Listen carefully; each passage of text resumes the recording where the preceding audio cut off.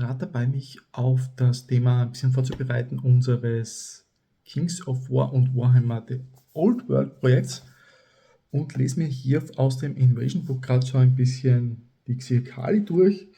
Und was ich ja interessant finde, ich weiß jetzt nicht, wie es euch da geht, aber die Tatsache, dass eben bei diesen Command Orders, die es ja im Spiel gibt, also bei Kings of War, hier eben wesentlich mehr oder in dem Fall 5 Stück gibt im Vergleich zu dem, was man im Regelbuch bei den Armeelisten findet, die meistens glaube ich nur 2 haben, macht es natürlich schon ganz interessant. Ich bin jetzt aber ein bisschen im Überlegen bezüglich dem Armeeaufbau, weil ich habe ja da letztes Mal auch ein bisschen gesagt, dass es hier eben diese Warrior Units gibt und dann eben auch diese anderen Mönchseinheiten, diese Jan-Einheiten und natürlich dementsprechend auch eine Einteilung bei den Command-Ordern, die halt ein bisschen teilweise nur auf diese, wie sie hier heißen, Hemision-Einheiten oder Hemikion-Einheiten gehen. Also das sind quasi die hundeähnlichen Einheiten oder eben auch Dinge, die nur auf die Jan gehen, also die menschlichen Einheiten aus der Armeeliste,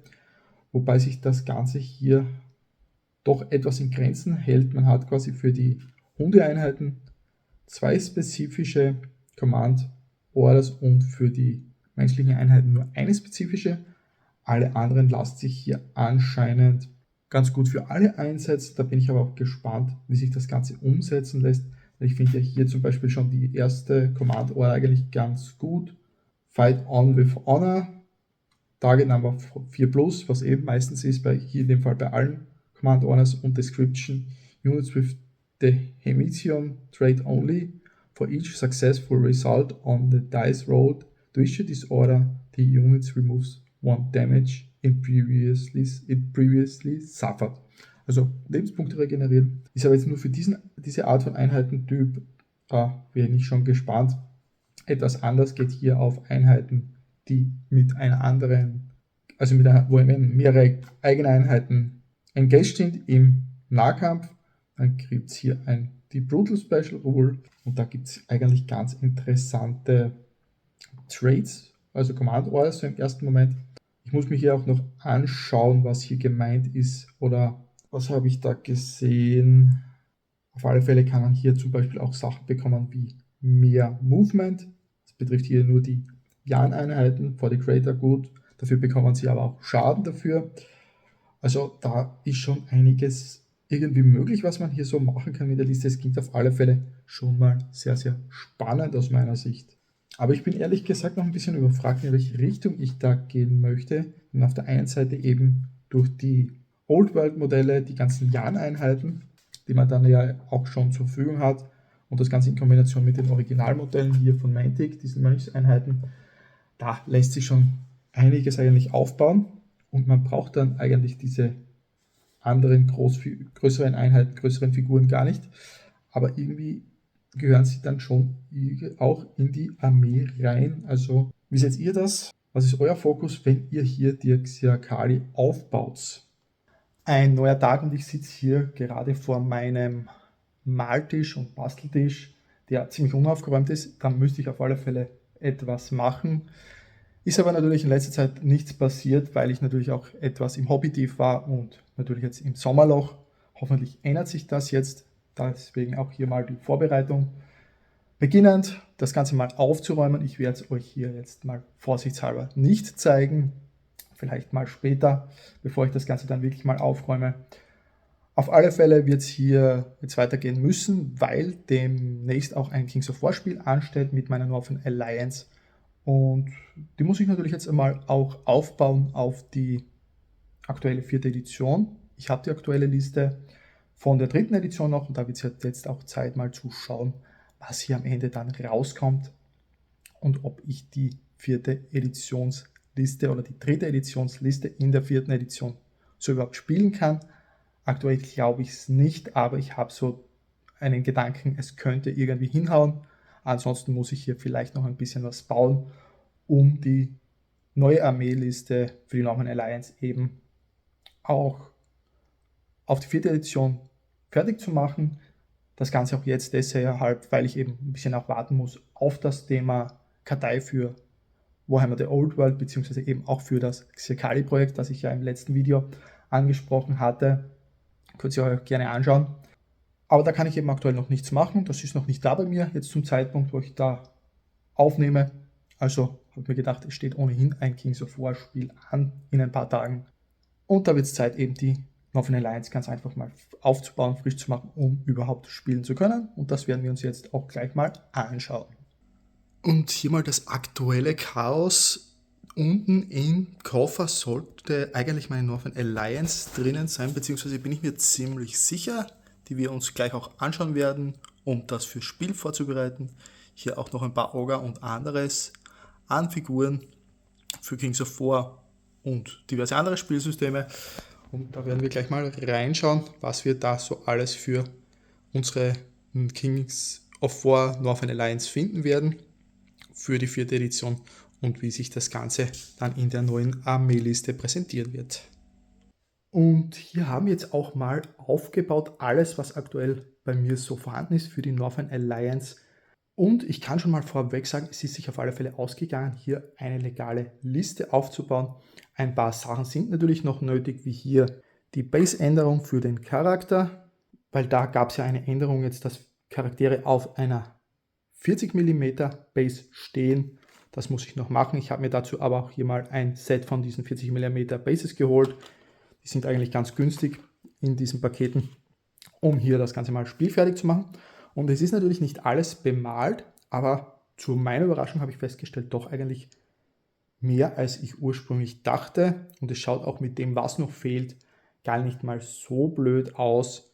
Mal schauen, je nachdem wie die Temperaturen sind in den nächsten Tagen. Vielleicht komme ich noch ein bisschen zum Malen bzw. zum Grundieren. Bei den aktuellen doch teilweise 30 Grad plus ist es, glaube ich, mit dem Grundieren nicht ganz so gut. Daher werde ich dann noch ein bisschen warten müssen, bis ich hier überhaupt was machen kann. Aber vielleicht komme ich ja dazu, hier die Kavallerie hier weiter zu malen. Die sind ja schon grundiert. Aber mal von der Übersicht her, was haben wir hier? Es ist sich nicht ganz ausgegangen, die alte 3. Editionsliste wieder aufzubauen, wie ich sie hatte. Da gibt es ein paar Unterschiede. Natürlich kann ich jetzt auch nicht sagen, wie gut das die Liste generell ist. Das könnt ihr mir aber auch gerne dann in weiterer Folge sagen in den Kommentaren, was ihr von der Liste haltet. Habt ihr Erfahrungen mit der Northern Alliance selbst gespielt oder auch dagegen in der 4. Edition? Aber ich denke mir, die Liste selbst ist vielleicht nicht ganz so verkehrt, auch mit wahrscheinlich Sachen dabei, die man aktuell nicht wirklich sieht oder noch gesehen hat. Bisher, zumindest ich in den Battle Reports, die ich gesehen habe, von der Northern Alliance in der 4. Edition, da war das Ganze nur teilweise ähnlich aufgestellt, teilweise aber ganz anderes. Aber grundsätzlich, was habe ich mal? Ich habe mich jetzt dazu entschieden, damit es sich von den Punkten her ausgeht, auf die 2300 Punkte, wie sie hier stehen, dass ich hier nicht den Ice Giant mitnehme oder Frost Giant, sondern eben Hrym als Charakter ist auch dementsprechend mein Warlord, den ich mitnehmen kann, den einzigen. Ich habe mir dabei aber auch gedacht, ich bin mir nicht sicher, ob er wirklich spielbar ist oder gut ist, aber spielt auch nicht so eine wirklich große Rolle, dass hier nur um ein Probespiel geht, mal in die Regeln auch wieder reinzukommen und natürlich auch durchaus was auszuprobieren. Und dementsprechend dachte ich mir, bei den Command-Ordern kann er eben als Warlord 3 Würfel werfen statt 2. Das ist vielleicht gar nicht mal so schlecht, aber im Vergleich zum normalen Frost Giant finde ich ihn jetzt da gar nicht mal mehr so gut. Da hat er mir in der letzten Edition besser gefallen. Auch hier wieder gerne in die Kommentare, wie ihr ihn als Charakter jetzt findet in dieser 4. neuen Edition. Ansonsten, was habe ich noch? Ich habe mir hier eben eine Ice Queen, die ich immer dabei hatte, schon auch die wieder mit Heal und in dem Fall Banechant, glaube ich, ausgerüstet als Zauber. Dann hier einen Dine on Frostfang als 3. Charakter, auch um hier genügend Inspiring mitnehmen zu können oder dabei zu haben. Dann typisch wie immer habe ich hier meine 2 Troops Snow Foxes dabei, als Chef auch immer wieder, auch nach wie vor hier die Wölfe dabei. Die sieht man ja aktuell, glaube ich, gar nicht, aber ich habe sie ganz einfach fertig. Und eben für die 2300 Punkte waren sie auch irgendwie jetzt relevant. Ansonsten wäre ich dort wahrscheinlich nicht auf die Punkte hingekommen. Ansonsten auch hier die Frostfang Kavallerie hatte ich schon immer mit dabei, aber früher in der 2000 Punkte Liste eben nur als damals noch Regiment. Jetzt eben als Regiment, glaube ich, heißt es jetzt in der 4. Edition in dieser Größe und nicht mehr Horde. Also die haben sich quasi auch verdoppelt. soll man ein bisschen mehr Schlagkraft mitnehmen.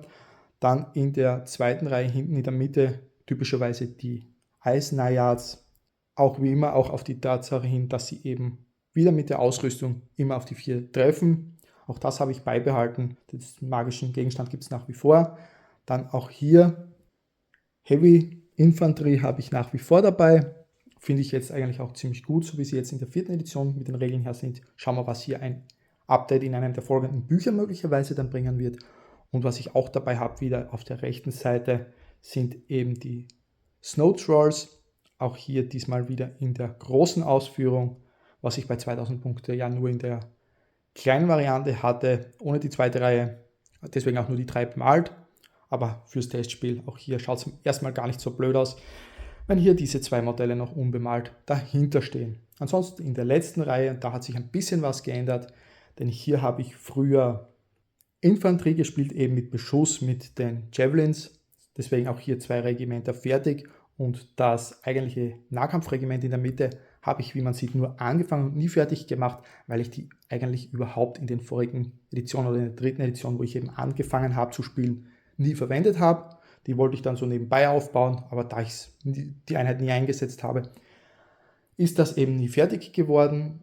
Aber hier waren es jetzt natürlich notwendig für das Testspiel, dass ich sie zumindest mal mitnehmen kann. Gott sei Dank ist diese erste Reihe zumindest mal fertig, dass man da ein bisschen was darstellen kann und die Base ist auch fertig. Aber vom Spiel selbst her werden sie ein bisschen anders gespielt werden. Da werde ich proxen und zwar so, dass die 2 eigentlichen Beschusseinheiten außen, die 2 Regimenter mit den Javelins, werden die Nahkampfvariante sein und die rechte Einheit, wo nur die 4 Modelle drauf sind, das wird eben ein Regiment mit Javelins sein, also eine der Beschussvarianten, weil sich die Liste eben so darstellt aktuell. Ja, aber ich glaube, das kann man ganz gut unterscheiden, weil man sieht, was ist. Einmal mit Nahkampfwaffen eben ist dann eigentlich die Einheit mit Javelins und die 2 Einheiten mit Javelins sind eigentlich die im Nahkampf kämpfen. Ich glaube, das ist zum Proxen ganz okay, zumindest jetzt mal für den Anfang, denn da hat sich eben was geändert, dass ich eben hier jetzt andere Einheiten dabei habe, die ich nicht hatte.